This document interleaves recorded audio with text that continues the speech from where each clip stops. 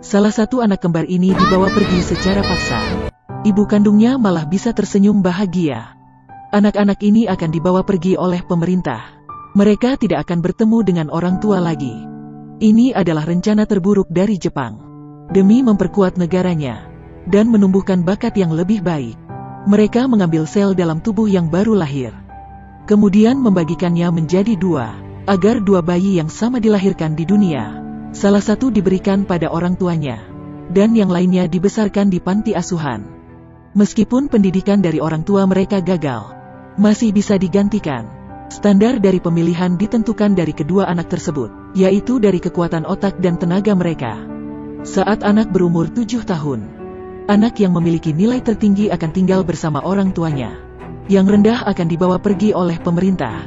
John sangat tidak beruntung hidup di negara ini. Hari itu di pelajaran olahraga kelasnya, dia terkejut melihat temannya Max dengan gampang melewati lompatan. Padahal 2 hari lalu dia masih belum bisa. Dia bertanya pada Max bagaimana caranya. Max berkata setelah 7 tahun kamu juga bisa.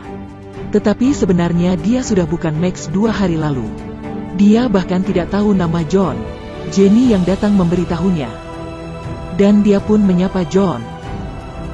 Guru melihat mereka sedang ngobrol, segera datang memarahi Jenny, memperingati Jenny agar tidak asal bicara di depan anak yang umurnya kurang dari 7 tahun.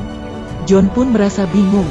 Setelah pulang sekolah dia bertanya pada Jenny lagi, kenapa Max bisa melupakan namanya. Jenny malah menyuruhnya jangan bertanya lagi. Setelah 7 tahun pasti akan mengetahuinya. John merasa setelah 7 tahun dia akan menjadi kuat. Jadi dia pulang ke rumah dengan senang. Tetapi setelah turun dari bus, dia melihat sesuatu yang mengherankan. Bocah ini pulang, melihat orang tuanya membawa seorang anak yang mirip dengannya.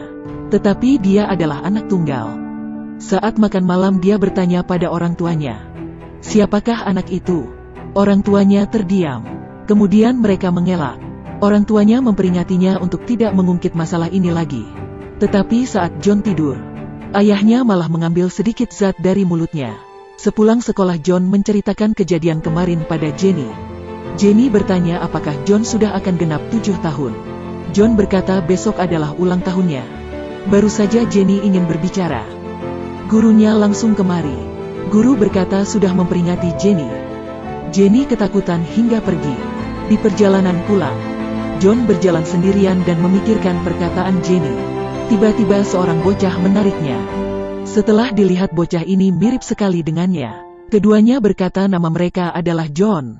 Agar mempermudah membedakan kita sebut saja dia Johnny. Johnny berkata dia besar di panti asuhan. Orang tuanya menjenguknya sebulan sekali. Besok adalah ulang tahunnya. Dia berharap orang tuanya dapat datang. Sebenarnya Johnny adalah replika dari John. Sampai besok posisi mereka akan bertukaran. Saat ini orang tua mereka juga sangat khawatir. Karena mereka juga tidak tahu anak manakah yang akan bersamanya besok. Keesokan pagi mereka membawa John pergi bermain. Awalnya mereka ingin menemani John melewati hari ini dengan senang. Tetapi John terus bertanya, apa yang akan terjadi di ulang tahun ke-7? Ibunya menamparkan dengan marah. Di saat ini telepon ayahnya berdering. Penghakiman sudah tiba. Ini adalah rencana terburuk.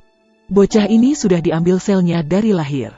Kemudian dibuatnya replika yang mirip dengannya. Dia hidup bersama orang tuanya. Adiknya dikirim ke panti asuhan. Setelah bertumbuh hingga 7 tahun. Hari ini adalah hari untuk memutuskan siapa yang pergi dan tinggal.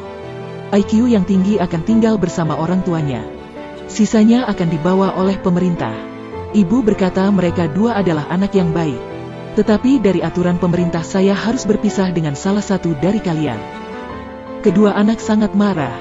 Tetapi hakim mulai mengumumkan hasil. Dibandingkan John dan Johnny.